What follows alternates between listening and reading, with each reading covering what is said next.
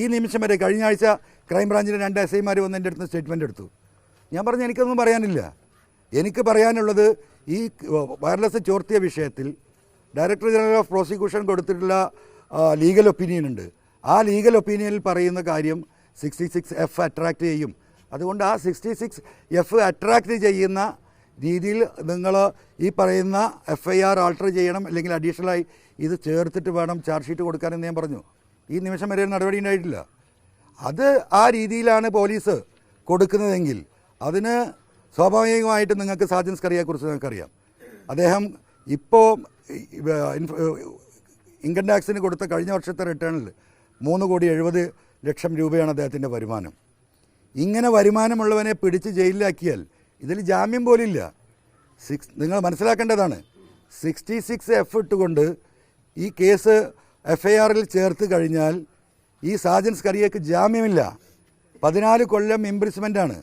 6 മാസത്തിനുള്ളിൽ ജാമ്യത്തിന് അപേക്ഷ കൊടുക്കാൻ പറ്റില്ല. സ്വാഭാവികമായിട്ടും ഈ പറയുന്ന സാജൻ സ്കറിയയുടെ ആളുകൾ ഈ MR അജിത് കുമാറിനെ സ്വാധീനിച്ചു. 2 കോടി രൂപ ഓഫർ ചെയ്തു, 1 കോടി രൂപ കൊടുത്തു, പിന്നെ ഒരു 50 ലക്ഷം കൊടുത്തു. ഇപ്പോൾ അന്ന് സാജൻ സ്കറിയയുടെ ഇടയാളുകൾ ഓഫർ ചെയ്ത 50 ലക്ഷം കൊടുത്തിട്ടില്ല. ആ തർക്കം നടക്കുകയാണ്. ഇതൊക്കെ വിശദീകരിക്കപ്പെടും. ഇതിൻ്റെയൊക്കെ വിശദാംശങ്ങൾ വരാൻ പോവുകയാണ്.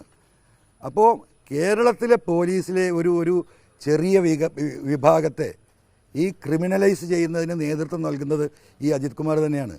ഈ ഗവൺമെൻറ്റിനെ ഈ കോലത്തിൽ പോലീസുമായി ബന്ധപ്പെട്ട വിഷയങ്ങളിൽ പല ഘട്ടങ്ങളിലും ഗവൺമെൻറ്റും പാർട്ടിയും പ്രതിസ്ഥാനത്താകാൻ കാരണം ഇദ്ദേഹത്തിൻ്റെ ഇത്തരത്തിലുള്ള നടപടികളും നിലപാടുകളുമാണ്.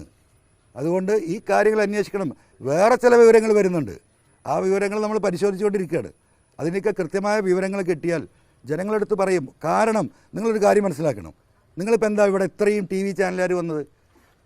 കേരളത്തിലൊരു സാധാരണ മനുഷ്യന് ഇവിടെ വന്ന് ഈ ഒരു ബോർഡും പിടിച്ചിരുന്നാൽ നിങ്ങളിങ്ങനെ എല്ലാവരും കൂടെ ഓടി വരുമോ? വരൂലല്ലോ. കാരണം എന്താ? ഞാനൊരു MLA ആണ്, ഞാനൊരു ജനപ്രതിനിധിയാണ്. അൻവറിനെ കാണാനല്ലല്ലോ നിങ്ങൾ ഓടി വന്നത്. MLAക്ക് എന്ത് പറയാനുണ്ടെന്ന് അറിയാനാണ്. ആ MLAക്ക് പറയാനുള്ളത് കേൾക്കാൻ ഇത്രയധികം ചാനലുകൾ വരുമ്പോൾ അതിൻ്റെ കാരണം എന്താ? ഞങ്ങൾ ജനങ്ങളുടെ പ്രതിനിധിയാണ്, ഞങ്ങൾ ആൻസറബിൾ ടു ദ പബ്ലിക്കാണ്. ആ ജനപ്രതിനിധികളോട് പോലും ഈ രീതിയിലാണ് പോലീസിൻ്റെ നിലപാടെങ്കിൽ അത് നമ്മുടെ ജനാധിപത്യത്തിന് ഒരിക്കലും ഭൂഷണമല്ല. ഇത് ഞങ്ങൾക്ക് മാത്രമല്ല, എല്ലാ പാർട്ടിയിൽപ്പെട്ട എല്ലാ പൊതുപ്രവർത്തകർക്കും ഇത് ബാധകമാണ്. അങ്ങനെ ഒരു സംസ്കാരം വളർത്തിയെടുത്തത് ഈ MR അജിത് കുമാറാണ്.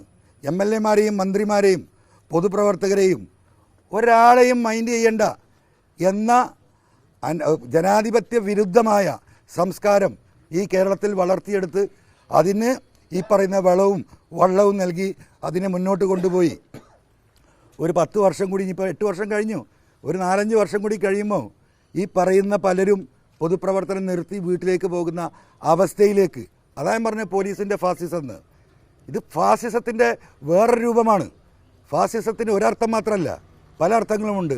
അതിലൊരർത്ഥമാണ് ഈ MR അജിത് കുമാറും ഈ പറയുന്ന മലപ്പുറം SP ഒക്കെ നടപ്പിലാക്കിക്കൊണ്ടിരിക്കുന്നത്. അത് ജനങ്ങളെ അറിയിക്കുകയല്ലാതെ എന്നെ സംബന്ധിച്ച് മറ്റൊരു മാർഗ്ഗമില്ല.